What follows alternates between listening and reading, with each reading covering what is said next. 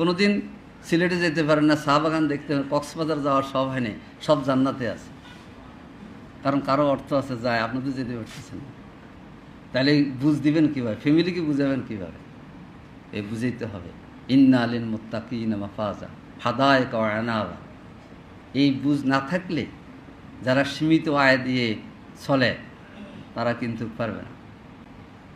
নফসকে control করার কাজ হচ্ছে এটা। জান্নাতে আল্লাহ তাআলার মেহমানদারি কি?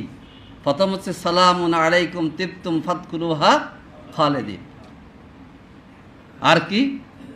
4টা নহরের শরবত হবে, স্বচ্ছ পানির শরবত, তারপরে টাটকা দুধের শরবত, মধুর শরবত, আর কি? শরাব। সে শরবত খেলে যে মাথা ঘুরা। এই সূরা ওয়াকিয়াতে বলা হয়েছে লা ইয়াসাদ্দুনা আনহা ওয়া লা ইয়ানজিফুন।